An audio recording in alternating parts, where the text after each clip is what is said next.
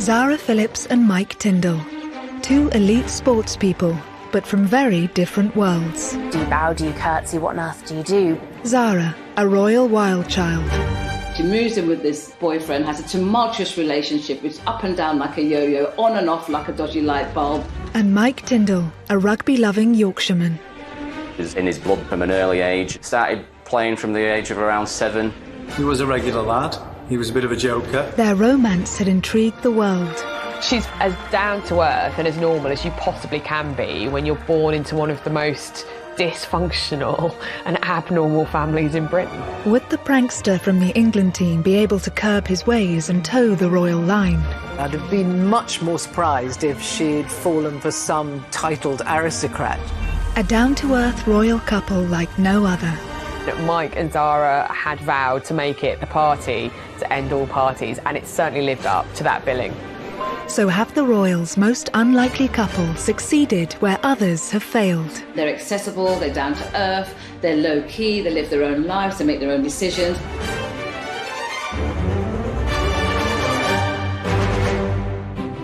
Edinburgh, 30th of July 2011. Zara Phillips ties the knot with former rugby union player Mike Tindall. They looked incredibly happy, as everyone should on their wedding day. It was a very low-key affair, what you'd call, I guess, a traditional family wedding. Their wedding took place away from the spotlight. It was a far cry, perhaps, from Mike's humble beginnings and Zara's very privileged start in life.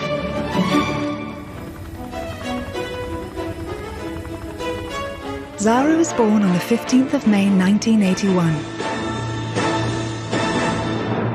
Good evening. Princess Anne tonight gave birth to a baby girl, a sister for Peter, who's now 3, and she's the Queen's first granddaughter. But whatever her name, she'll be 6th in line to the throne. From the outset, Zara would be different from the royals who had gone before. She was also the first granddaughter of a monarch to be born without a royal title. I think not having a title has really set Zara free, which is what her mother wanted. It means that she doesn't carry out any official royal duties. I mean, she's hardly royal at all. It's just a coincidence of birth, really. Despite Zara's lack of title, she was born a royal, and with that comes a bubble of wealth, pomp and public attention. Princess Anne wanted her children to have as normal an upbringing as she could give them. That meant shielding her from the pressures she was born into. Zara went to a local primary school. Her only royal head start was an introduction to the world of equestrianism.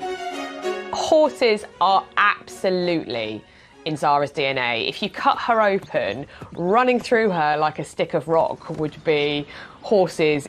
Undoubtedly, she was sitting on ponies before she could walk. Ponies and horses are just part of her mother's life and her grandmother's life. 200 miles north in Yorkshire, Michael James Tindall was born in the market town of Otley. His dad was a banker and his mum, Linda, was a social worker. Look back a little further in his family tree and there are stonemasons, bootmakers, weavers. Like Kate Middleton, his ancestry is resolutely working class.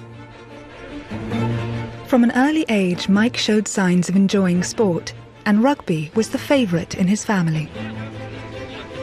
The Tindall family have got a massive connection with Otley Rugby Club. Philip, Mike's father, was captain there, and a lot of his uncles played for the club, and then his cousins as well. Mike's parents, Phil and Linda, worked hard to send their son to a private school, renowned for its rugby. Mike came into the senior school as an 11-year-old, and he was a very talented sportsman in a very talented year. When I was in charge of under-12s, it was the first team he played for. Then I was coaching rugby and teaching him sport through the school. And his maths teacher, Mr. Fitzsimons, remembers him well. Mike was quite a character. He could be a bit cheeky sometimes, even a bit naughty. He would have called me Sir or Mr. Fitz, or when he thought I wasn't listening, Fitzy. He was a regular lad. He was a bit of a joker. They used to tease me that I looked like Phil from EastEnders. I don't know if Mike would ever describe himself as a mathematician, but he used to work hard. It perhaps didn't come as easily to him as some of the other things he did in school. Aged just 13, Mike had his first encounter with royalty when the Queen attended his school to present a trophy. Mike was actually at the school when the Queen came to visit in 1991 as part of the 400-year-old celebrations, but I very much doubt he would have expected to one day marry the Queen's granddaughter. Despite this brief introduction to the Queen, Mike was firmly focused on the sport he loved and becoming the best he could be. Mike was outstanding, and I often found myself having to substitute him so that we could give the other team the opportunity to play a little bit of rugby. Well, the other lads recognised it. He was a big, powerful, strong athlete and a very good rugby player. I remember watching our first Twickenham final as a school in 1995, and he came on as a replacement. He was only in year 11 and quite quickly went on this confident run with the ball, and I think that summed him up really. He wasn't fazed by the challenges that faced him, either in the maths classroom or on the rugby pitch. It was becoming clear Mike could go way further with his career and his talent than anyone could have dreamed of. He was snapped up by England schools, rugby, which meant that he was whisked off to Australia for a 7-week tour. I mean, what 18-year-old wouldn't grab that chance? And he did with both hands. I mean, he excelled. When Mike was leaving school in 1997, rugby was just turning professional, and he had the offer of a professional contract at Bath. He also had a place at university, and he really wasn't sure what to do. I think I remember saying to him, well, what have you got to lose? You know, go and give it a go. You can always go to uni next year. While Mike was making waves on the rugby field, there were rumours of an emerging talent in the equestrian world. Looking after horses is hard work, and Zara's experience gained at an early age had begun to pay off. In Pony Club, you don't just get to get on your horse, your pony, and enjoy the spoils of competitive glory. You have to be able to prove at every stage that you can do all of the work that's involved. You can't just have the glory of riding. So I think it really instilled a work ethic in Zara, which she maintains to this day. And I think that's what she got from her early life, and probably very good for her. But it was only at Burghley Horse Trials that people started to take her seriously. The Burghley Horse Trials is a very big event in the equestrian world, and she came second in that in 2003. That was a big achievement. I think that was the moment where people really sat up and went, no, this girl is serious. There are very, very, very good professional riders in this sport who will spend their entire career looking for a second place at Burghley, and she managed it. But Zara was struggling to keep her public and private lives separate. Royal rebel Zara Phillips is in trouble again after brawling with her boyfriend in public. Facing criticism for her wild child antics, Zara flew to Australia. The trip would transform her life. For most people, when they go on their gap year, they never think they're going to meet their future husband or wife. But for Zara Phillips, that stop off in Australia in 2003 changed her life forever.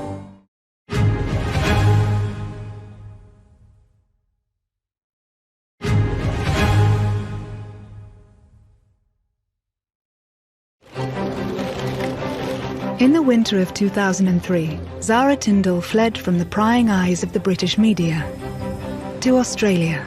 In 2003, Zara was doing what a lot of women in their early 20s were doing. She was on a gap year. A stormy 4-year relationship with ex-partner Richard Johnson had caused both her and the royal family some difficult moments. Her relationship with her previous serious boyfriend, jockey Richard Johnson, was described as fiery and turbulent. There were suggestions that the couple sometimes were a bit overly physical with one another. Royal rebel Zara Phillips is in trouble again after brawling with her boyfriend in public. Jenny Bond has analysed a 13-page spread of Hello magazine, published in January 2002. Richard arranged with Hello magazine a spread which was meant to be mostly about him, but of course when it came out there were pages of pictures, and Zara was in nearly every one of them. Zara Phillips has been accused of being the latest royal to cash in on her status. She was cashing in on her royal connections. Her professional life was also on hold. Her horse Toy Town suffered an injury and she was unable to compete in the upcoming Olympics. It's hard to put into words, really, how strong the bond is between these riders and their horses. Day in and day out, these horses become your world. Heading to the other side of the world to escape, relax and reset seemed her only option. Already in Sydney, Australia, was Mike Tindall, Now an England centre, he was at the pinnacle of his career and was playing in the Rugby World Cup. England were going great guns. They'd actually won in New Zealand for the first time since 1973. That gave the nation real hope that they could go back there to Australia and lift the World Cup. Mike was a huge part of that team. Mike had spent his entire career working towards this moment. But in a tactical move, the England manager reshuffled the squad and Mike was excluded. Mike had a massive setback when he was dropped for the semi-final. As a professional sportsman, it gets to be a horrible experience because, you know, if your team does go on and win, it's highly unlikely you'll be in the final itself, but you still want all your mates to do well. Joined by two teammates, Mike went to the exclusive Manly Wharf bar in Sydney. Here they could drown their sorrows. Zara was heading to the same bar with friends, planning to watch the rugby.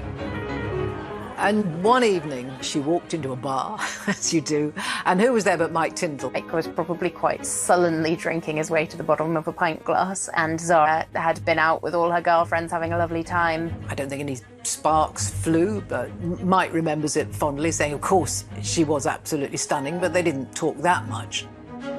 It was only when Zara was leaving and asked mutual friend Austin Healy to give Mike her number that he realised she might want to meet again.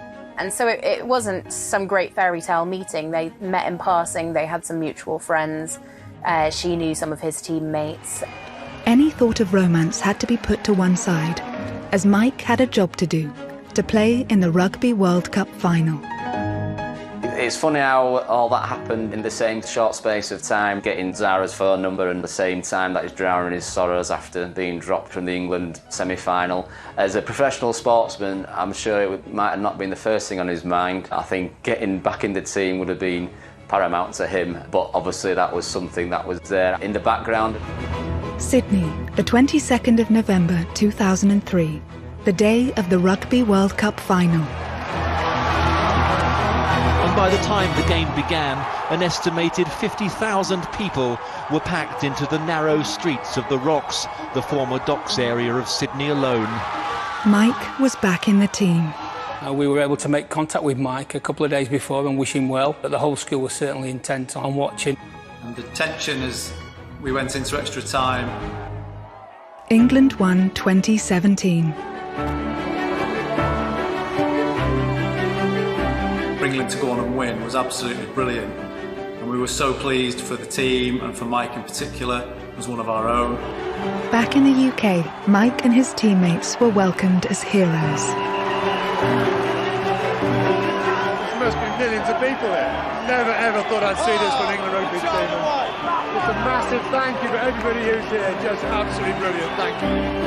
That 2003 World Cup winning rugby team, they were gods when they came back, absolute gods. In a flash, Mike had gone from a fairly well-known sportsman to a huge British star.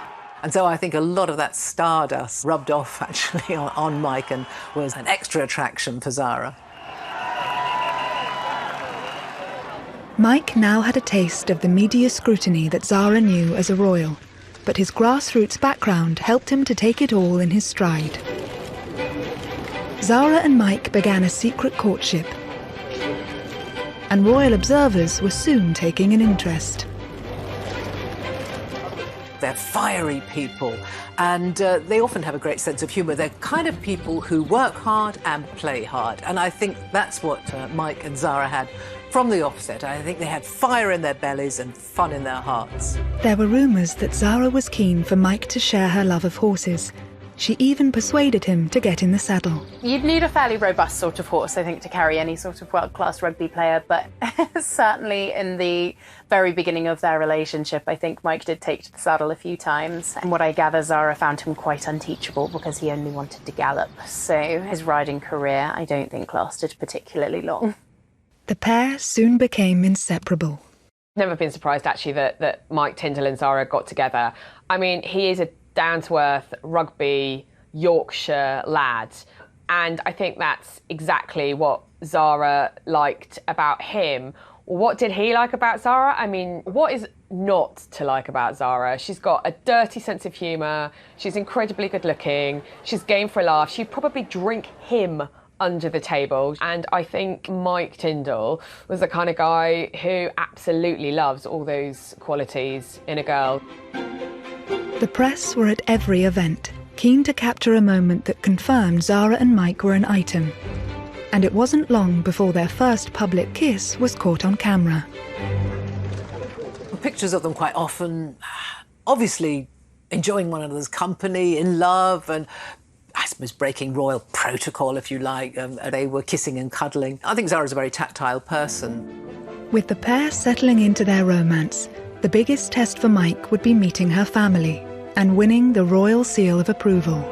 The royal family are historically enormously sporty people.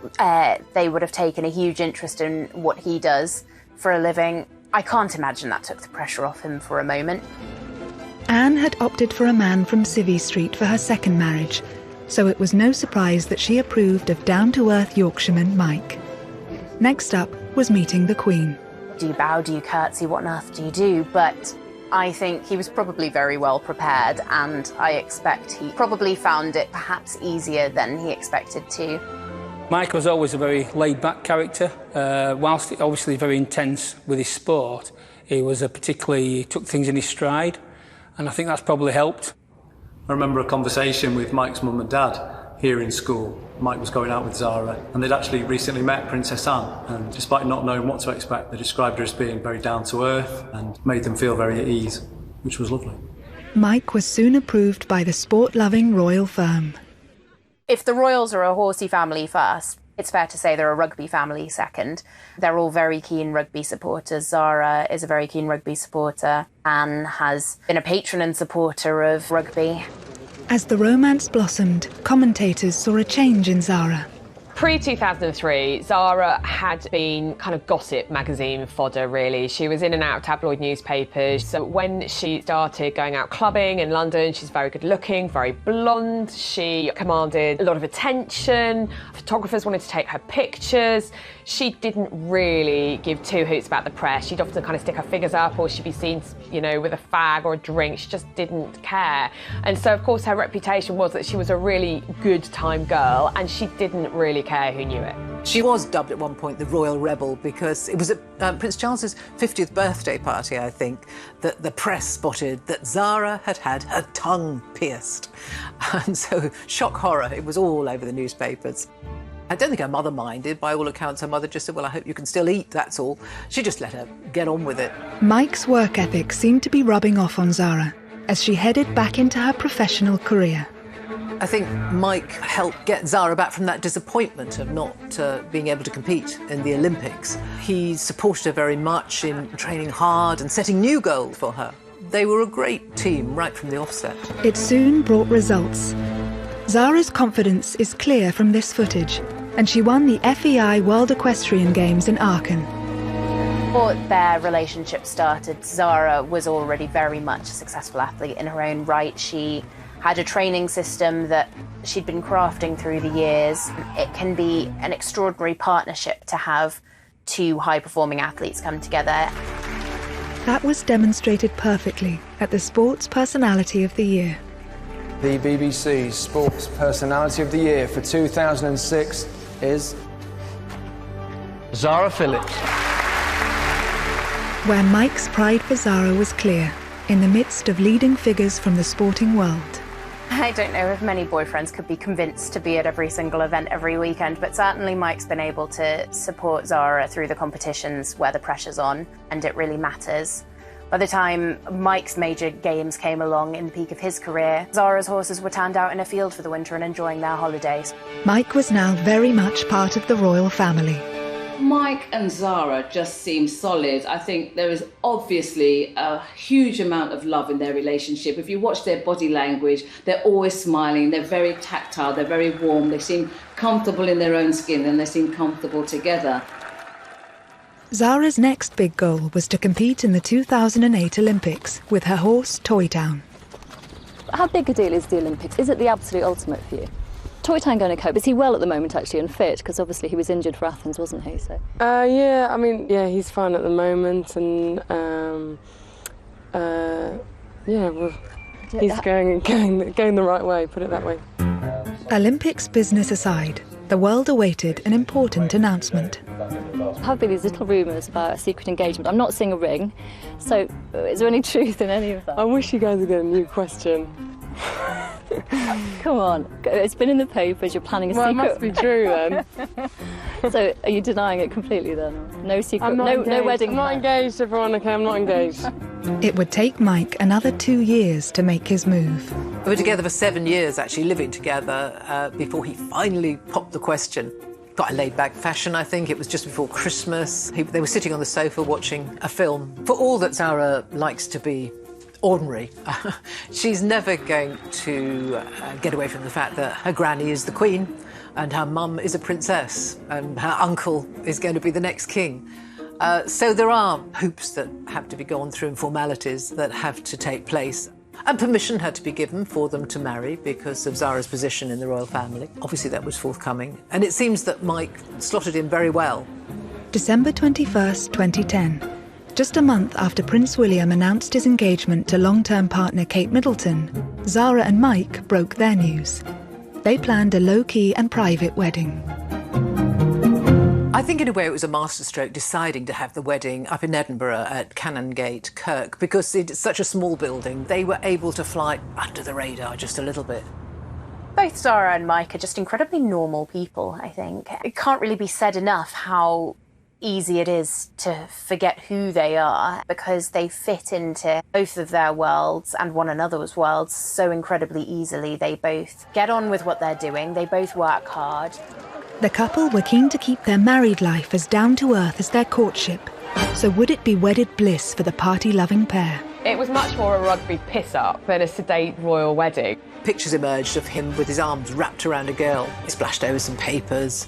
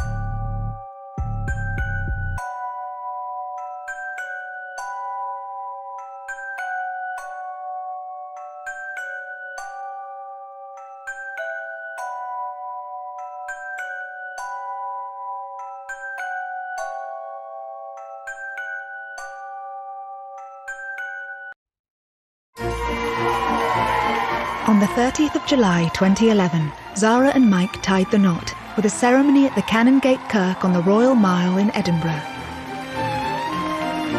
The couple were starting their married life together the way they meant to go on.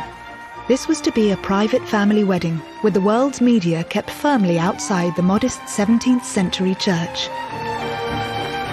I think Mike and Zara did themselves a great favour, actually, by getting married just a few months after the big event, which was William and Catherine's wedding. You know, we all had a bit of wedding fever that year, 2011. And so I suppose 2 or 3 months later, they were able to fly under the radar just a little bit. Obviously, there was some press coverage and there was interest. About 6,000 people gathered outside Canongate Kirk in Edinburgh. But it's not a church that many of us know anything about, and it's nothing like the glamour and the decor of Westminster Abbey. The broken-nosed bridegroom got to the church more than an hour early, accompanied by his best man, fellow rugby player Ian Bullshaw. Mike arrived chewing gum, actually. He got a bit of stick for that, but hey, I know, bridegroom with fresh breath, nothing wrong with that, I don't think. Obviously, there was an incredibly impressive guest list. No heads of state, no dignitaries, they didn't need that. But they had the Queen and the Duke there and all the senior members of the royal family. So it was a very posh wedding in that way. It wasn't a big public occasion. You know, the cameras were not allowed into the church. She turned up looking very beautiful and very, very happy. They had lovely weather, but it was very, very low-key. Her wedding dress, yes, was beautiful and glamorous, but it wasn't ostentatious and it wasn't showy, I don't think. I think it was just, it's a special day and it requires a special dress. So I think it was beautiful and it was her. On the day, I think both Zara and Mike Tindall looked at their peak of happiness, which you would expect on your wedding day. But I think the reality with them is that they are a couple very much in love. I think she's met her soulmate in him. After the ceremony, the Queen and Duke of Edinburgh stayed at the reception just long enough for a glass of bubbly, before returning to Balmoral by helicopter. As the evening progressed, the proceedings became more informal, aided by free-flowing vodka. A throwback to the newlyweds' wilder times. So Mike and Zara's reception at Holyrood House, which is the royal residence in Edinburgh, very prim and proper, was a raucous affair. I think definitely it was the first time a vodka fountain had ever been seen in a royal palace, and it definitely caused some consternation with the men in grey suits. Everyone got absolutely annihilated. Certainly people who left the reception in the early hours from the Palace of Holyrood were very worse for wear. Some of them couldn't walk properly. I mean, it was very obvious that a good time had been had by all. The booze was free-flowing, and Mike and Zara had vowed to make it the party to end all parties, and it certainly lived up to that billing. But these wild festivities could have been the prelude to the shortest royal marriage ever.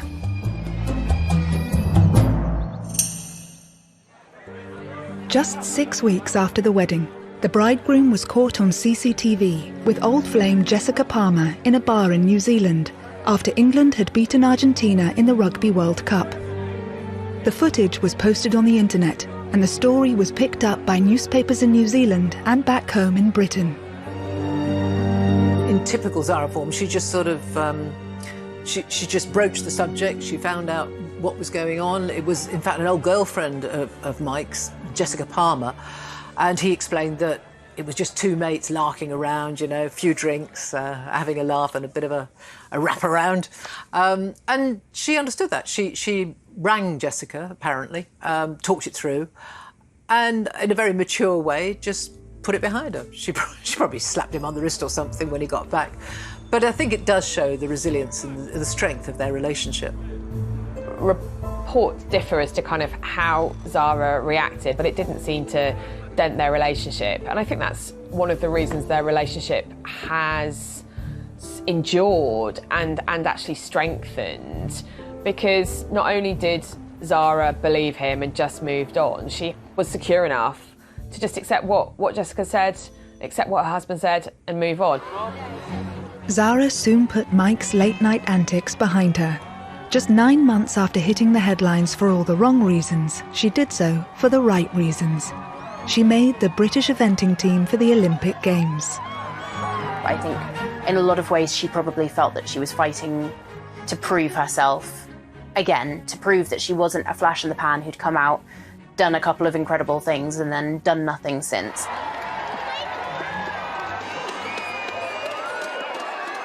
Zara's greatest success to date, and she may well go on to have other great successes, was in the 2012 home Olympics, the London Olympics. She'd been heartbroken to miss both the previous Olympics because of injuries to her horse, but this time she was fit and so was her horse. And they did very well. She stayed in the village, she enjoyed the whole Olympic experience. And a very exciting time for you, this. Yeah, I'm very happy to be part of it and, you know, hope we can, all 5 of us can do an awesome job. She came 8th in the individual, but in the team sport, the eventing, they won silver medal. Can you hold them up then? Can we have a look? Yeah, just a big hooray! Cheesy grins! Yay! Zara's success in the saddle mirrored Mike's achievements on the rugby field. It was a sure sign that the couple had a lot more to offer each other than people may have first thought. Mike Tindall was a rugby player at the top of his game, and having somebody there to inspire you, to push you, to support you, to nurture you, that you can bounce ideas from, that can stimulate you, that can make sure that you get up for training, that must have been an advantage in their relationship for both of them. Mike knew what it took to win, and I think that really helped Zara. I think it really actually helped her believe in herself as much as anything, because she's a very talented sportswoman, but obviously you have to be able to believe in your head that you can do it to actually then be able to go and achieve it. Zara's mum, Princess Anne, had played a major role in bringing the Olympic Games to London. Of course, she was a famous horsewoman herself and had missed out at the Olympic Games in Montreal. So I think she would have been slightly bittersweet, obviously, that she hadn't managed to win an Olympic medal. But knowing Princess Anne, I think that she would have been, if she'd have had to choose between having an Olympic medal herself or her daughter winning one, she definitely would have wanted her daughter to win one. And of course, she watched her win it, and she was absolutely delighted. And who pops up to give you your silver medal but your mum? And so that was a nice family moment. Tell me how that... Yeah, it was awesome. Obviously, she's part of the IOC, so... You were expecting it. It wasn't a huge surprise. I thought they might do it. Yeah. So, no, it was cool. It was really, you know, to get a medal anyway is amazing. Of course, it was very special for Zara to have her silver medal put round her neck by her own mum, who shook everyone else's hand, but with Zara, Anne, who is not demonstrative at all, leant forward and gave her daughter a kiss on both cheeks. I mean, a magic moment, both for mother and daughter. It's rare for Princess Anne to sort of show emotion publicly, but you could really see on her face just absolutely how proud and delighted she was. Zara's sporting achievement marked a change in the royal, who had shown her potential in her own right and had made people take her seriously. Now the Tindalls were a force to be reckoned with. They demonstrated how modern royals could function both as individuals and as a couple. Zara and Mike Tindall are a good example of a modern royal couple. I mean, they're accessible, they're low-key, they live their own lives, they make their own decisions. They're not part of the royal family in that we don't pay for them, so I guess the press and the public have less expectations of them. They can do what they want and we let them get on with it. The thing about Mike and Zara is that they're very practical, very accessible, very tactile. They are the most normal and delightful couple. So I suppose that gives you a more human face of royalty, if you like. The pair have always been keen to do their own thing, and that means paying their own way. After Zara's ill-fated hello shoot with her ex-partner, she's been careful to make sure that their means of funding their lifestyles flies under the radar. Their sponsorship deals are carefully crafted to enhance brand Tindall. Zara is making the most out of being seen as the embodiment of country life. I think for brands like Land Rover and Rolex and the clothing brand Musto with which Zara works, she is absolutely manna from heaven, because not only is there kind of the royal cachet, but also she's a very kind of quintessential Brit. And that essence of Britishness and what it means to be British, and the countryside and the horse riding and the slightly posh, slowly pony, it means that she is marketable around the world. Zara's always been quite savvy with how she's worked with companies, and she does represent quite a unique asset because, of course, she's a very successful rider, she's a beautiful woman, and she's a royal. I want a new instructor, please. He's rubbish. She's had a long-standing partnership with Land Rover, who have a history of supporting eventing, and so she's able to keep the boat afloat using sponsorships in much the same way that other riders do. It's a fact of life in the business. There is nobody paying the bills just for somebody riding and winning. Prize money is minimal in our sport, and so being creative with business partnerships is what pays the bills at the end of the day. As part of her deal with Land Rover, Zara featured in an advert wearing a mud-splattered white evening gown and stilettos.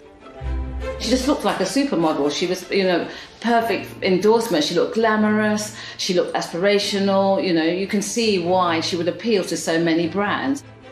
I thought that was a very clever advert because it sums up her appeal. She's not precious, she doesn't stand on ceremony, even when dressed in a ball gown, she doesn't care if she gets it dirty, it's fine, that's what dry cleaners are for.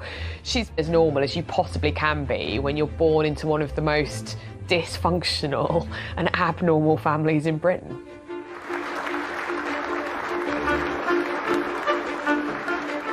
I think the fact that Zara's life revolves around an incredibly public-facing sport has allowed her to have a sort of duality to her life that would probably be quite hard to achieve for most royals. She's, I would say, a career woman first and a royal second. She doesn't make a song and dance about the fact that she's a royal. At the end of the day, what it all comes down to is the work and the horses and the competition. Meanwhile, Mike has appeared on several celebrity TV programmes since retiring from the rugby field. He is a patron of 3 charities and has also turned his hand to after-dinner speaking. Mike is his own business. He is the business, as many famous sporting personalities are. He can earn a lot of money on the after-dinner circuit. Obviously not during the year we've had with lockdown, but that's a very lucrative source of income for him.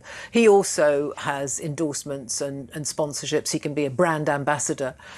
So he uses his name and his success as a rugby player. For the Tindalls, family is everything. They've carved out a role for themselves as confidants and friends.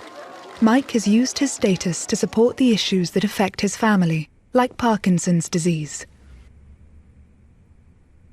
Spoke to him a couple of years ago for a piece on his. He was doing a charity cycle event across the south of France in aid of Parkinson's Trust. Obviously, his father's suffering from Parkinson's, and things like that. He was always wanting to help others.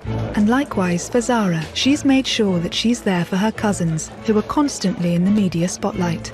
Although Zara's not a working royal, she's still a senior member, really, of the royal family, and her relationship with the future King William is very close, and that closeness was really signified when William made Zara godmother to Prince George.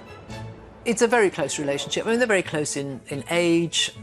They've got an awful lot in common. They've got the same granny. So she's very close to her cousins. Despite the pivotal role they play within their families, some of their own decisions have been called into question. Princess Zara would not have been allowed to sell pictures of her firstborn to Hello magazine. And they've been accused of making money out of their royal name.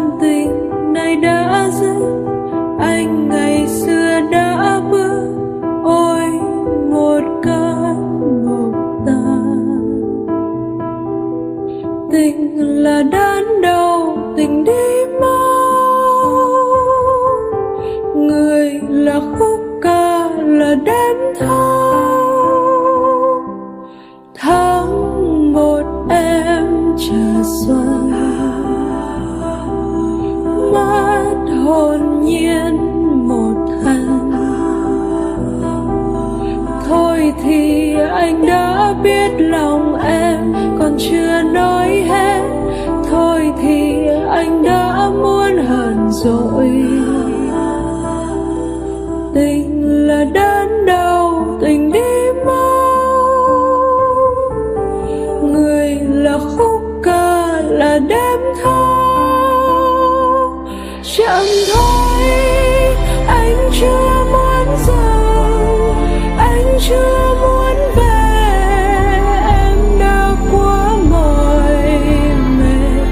Chậm thôi, anh cứ kiếm tìm một ánh trăng lừa dối, em cứ đứng nhìn theo. Chậm thôi, chân không theo nhịp. Getting the rugby bug.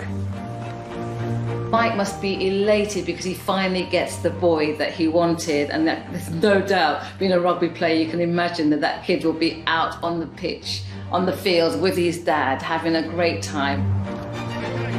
In typical Mike Tindall style, he had joked that he would call the baby a COVID name like Covey or Covina, born during the time of COVID. But in the end, he and Zara chose very normal names, Lucas Philip Tindall, for the little baby. And of course, Philip was a rather charming nod to both Prince Philip, Zara's grandfather, and Mike's father, who is also called Philip. Naming their baby after close relatives from both their families is just another sign of how well Zara and Mike work together. They just strike me as people that love each other, are comfortable in their own skins, and are good for each other, I guess. The idea of a royal finding love in Otley is the stuff of fairy tales. I think Zara needed a big, strong character just like Mike, and someone who shared her passion for sport. And while the pair have proved they are by no means perfect, they've ensured the longevity of the young royals for another chapter. I think they're an incredibly likeable couple. You see them joking around together, very tactile, always a hand on his arm or his arm around her. They seem genuinely a lovely couple to be around, and really, really good fun.